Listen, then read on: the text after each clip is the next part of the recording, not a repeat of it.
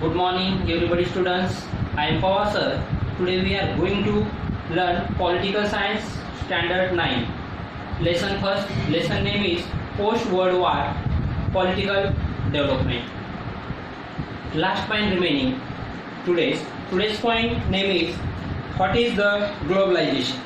Page number 63. First of all today's date and standard 9 date 31 July 2020. Subject political science.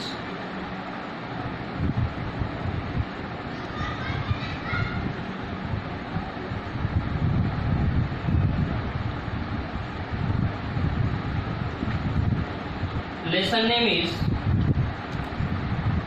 post World War political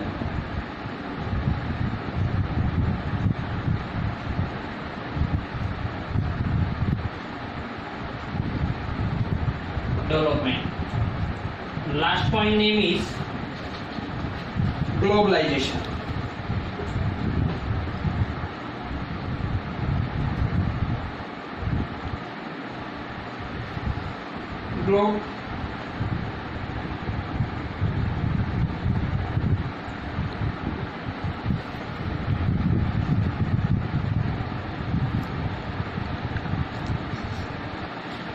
Globalization.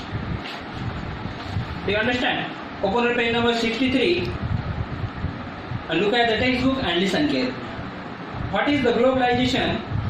After the end of the Cold War, trade and economic relation between countries become more open.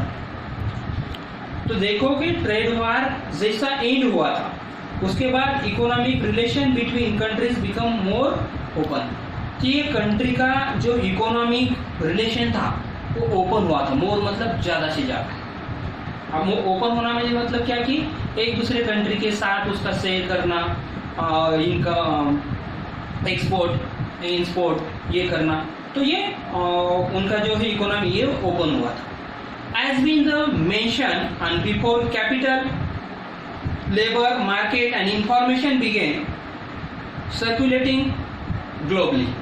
तो globally की वजह से ज़्यादा से ज़्यादा क्या हुआ था, मार्केट की इंफॉर्मेशन, लेबर, कैपिटल ये सब ट्रांसफर हो रहे थे एक दूसरे कंट्री.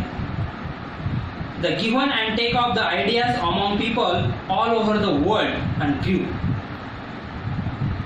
तो इसकी आइडिया ऑल ओवर वर्ल्ड में ये ग्रू होती जा रही थी, बढ़ती जा रही थी. And due to the revolution in information technology difference event and development. अब due to the revolution in information technology ज़्यादा से ज़्यादा टेक्नोलॉजी का यूज़ हो रहा था. टेक्नोलॉजी ग्रोथ होती जा रही थी. जैसे जैसे टेक्नोलॉजी ग्रोथ होती जा रही थी वैसे वैसे उनका इनकम और भी बढ़ता जा रहा था. मशीनरी अवेलेबल हो रही थी.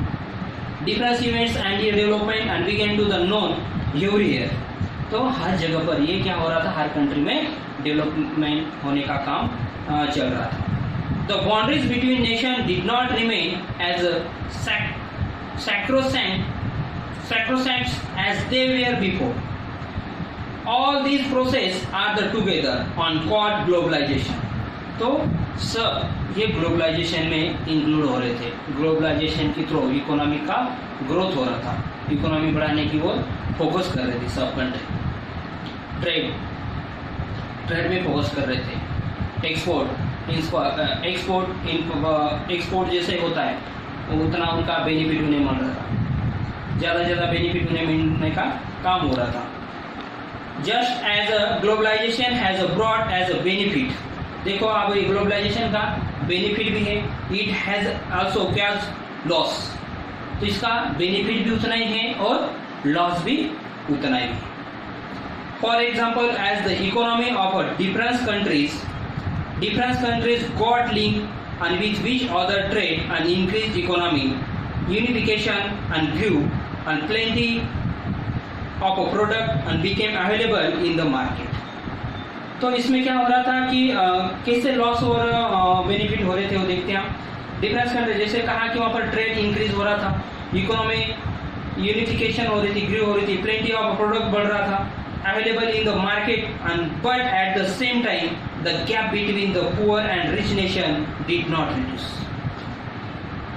मतलब जो पुअर कंट्री है वो पुअर ही बनती जा रही थी, और जो रिच कंट्री है उनका मार्केट बढ़ाने से वजह से वो क्या होती जा रही थी, वो रिच ही बनती जा रही थी। इसलिए ग्लोबलाइजेशन के बेनिफिट और लॉस दोनों भी ये हमें देखने के लिए मिल रहे थे। In this chapter we study the globe developments and from the 1945 onward, 1945 के बाद एक ग्लोबल डेवलपमेंट होने लगा कोल्ड वॉर के after, and we understood the word in the cold war and period, the arm race and the efforts disarmament. We also learn about the meaning of the globalization in next chapter. We shall study India's foreign policy, foreign की नीति। Okay, कि जो foreign की नीति है वो हम next chapter में वो डिटेल में पढ़ने वाले। नेक्स्ट देखो, find out the participate, find out about any two globe organization and that work for the protecting the environment if you agree with their the objectives, and find the about opportunity for participation in some of the activities है। तो इसमें कुछ exercise है। अब exercise में यहाँ पर ये चैप्टर हमारा फिनिश हुआ है 9th स्टैंडर्ड का, post world war political development. ये लेसन नंबर फर्स्ट है पॉलिटिकल साइंस का। हिस्ट्री का हमारा फर्स्ट लेसन हो चुका है, पॉलिटिकल्स का फर्स्ट लेसन हो गया है, ज्योग्राफी का भी फर्स्ट लेसन हो गया। नेक्स्ट स्टडी में हम जो है वो इकोनॉमी का फर्स्ट लेसन देखने वाले। उसके पहले यहाँ पर कुछ एक्सरसाइज मैं आपको बताऊंगा। एक्सरसाइज क्वेश्चन नंबर 1 के सब सॉल्व करना है, सॉल्व करके उसको लर्न करना है राइट करके। क्वेश्चन नंबर 2 उसको भी राइट करके लर्न करो। क्वेश्चन नंबर 3 राइट करके learn, right and learn, and right brief answer question number 4 right and learn all question. Do you understand? And तो देखो यहाँ पर क्वेश्चन नंबर 4 में क्या है, राइट ब्रीफ आंसर। ये पूरा क्वेश्चन आपको क्या करना है, पूरा क्वेश्चन सॉल्व करके उसके भी आंसर आपको लर्न करना है। यहाँ पर हमारे फर्स्ट लेसन फिनिश हो गए। जो नेक्स्ट वीडियो आएगा उसमें आपको याद रखना है कि इकोनॉमी का हम स्टार्ट करते हैं। इसके पहले इस लेसन में हमने कौन कौन से पॉइंट ऑब्जर्व मतलब टीचिंग किए थे उसका एक बार मैं ओवरव्यू आपको बताता हूँ। इसमें देखो फर्स्ट पॉइंट जो था हमारा inter independence post world war में, इंटर इंडिपेंडेंस में हमने कुछ बातें पढ़ी थी उसमें। उसके बाद international relation and through foreign policy, international through foreign policy कैसी थी इसके थ्रू हमने जानने की कोशिश की थी इसमें से, और वहाँ पर क्या क्या कलेक्ट करना है वो इसमें बताया था। लेट्स डू इट दिस, क्योंकि हमारे फॉरेनर के इंडिया में आते उसका पेपर कलेक्ट करके उसके बारे में इंफॉर्मेशन हमें बताना था। बैकग्राउंड नेक्स्ट पॉइंट है उसमें फर्स्ट वर्ल्ड वॉर। अब फर्स्ट वर्ल्ड वॉर कब हुआ था, 1914 टू 1980 तक की फर्स्ट वर्ल्ड वॉर हुआ था। तो फर्स्ट वर्ल्ड वॉर में कौन कौन से कंट्री अलग अलग ग्रुप में थी, तो उसमें 2 ग्रुप थे, एक था अलाइड पावर और सेंट्रल पावर। तो अलाइड पावर में कौन से थे, Britain, France, Russia, Italy, America, इतने कंट्री थे। और सेंट्रल पावर में जर्मनी, ऑस्ट्रेलिया, हंगरी एंड तुर्की, बल्गेरिया, ये कंट्री थी। तो ये याद रखो कि फर्स्ट वर्ल्ड वॉर कब स्टार्ट हुआ और उसमें कौन कौन से 2 ग्रुप थे, तो 2 ग्रुप में कौन कौन सी कंट्री थी, ये भी आपको याद होना चाहिए। उसके बाद हमने पढ़ा था कि सेकंड वर्ल्ड वॉर। तो सेकंड वर्ल्ड वॉर कब स्टार्ट हुआ था ये आपको मालूम होना चाहिए। सेकंड वर्ल्ड वॉर 1939 टू 1945 तब तक हुआ था। तो सेकंड वर्ल्ड वॉर में ज़्यादा से ज़्यादा लॉस हुआ था क्योंकि टेक्नोलॉजी बहुत इंक्रीज हो गई थी। तो लॉस होने की वजह से वहाँ पर अमेरिका ने लास्ट में हिरोशिमा और नागासाकी पर 6 अगस्त और 9 अगस्त को वहाँ पर बॉम्ब डाले थे। उस बॉम्ब की वजह से वहाँ की पूरा प्लेस लॉस हो गया। तो ये भी आपको याद रखना है कि कब तक वो वार चले थे, सेकंड वर्ल्ड वार कब तक चल रहा था। और सेकंड वार में भी 2 ग्रुप थे। तो सेकंड वर्ल्ड वार के 2 ग्रुप में भी एक ग्रुप में कौन सी कंट्री थी और नेक्स्ट ग्रुप में कौन सी कंट्री थी, ये भी आपको याद रखना है। तो देखो अलाइड पावर में Britain, France, Australia, Canada, New Zealand, India, Soviet Russia, China, America, ये अलाइड पावर में थी। और एक्सिस पावर में कौन सी कंट्री थी? जर्मनी, जापान, इटली, ये कंट्री थी। तो ये कंट्री के बीच ये सेकंड वर्ल्ड वॉर, और जापान के हिरोशिमा और नागासाकी पर अमेरिका में नहीं, वॉर की एंडिंग में बॉम्ब डालकर वहाँ पर वार फिनिश किया था। और उसके बाद फिर ऑर्गेनाइजेशन हुई थी, ग्लोबलाइजेशन। ऐसे वार नहीं होना चाहिए था, क्योंकि बहुत नुकसान होता है कंट्री का। अब ये वार में जो भी विनर होते हैं उसका ही लॉस होता है, और जो लॉस हारते हैं उसका भी लॉस होता है। इसलिए ऐसे वार नहीं होने चाहिए, ये याद रखो। कोल्ड वार के बारे में मैंने बताया था। कोल्ड वार कब से स्टार्ट हुआ था? 1945 टू 45 ईयर तक ये वार चल रहा था। तो 1945 टू 1992 तक ये वार चल रहा था, कोल्ड वार। उसमें क्या हो रहे थे? वार जैसी सिचुएशन होती थी, मगर वार नहीं होता था, टेंशन जैसी सिचुएशन होती थी। कभी लगता था कभी वार हो सकता है। और ये सेकंड वर्ल्ड वार होने के बाद में क्या हो गया था? 2 ग्रुप हो गए थे, एक सोवियत रशिया और एक अमेरिका। तो कुछ कंट्री अमेरिका ग्रुप में जाती, कोई कंट्री सोवियत रशिया के पार्ट में आ रही थी।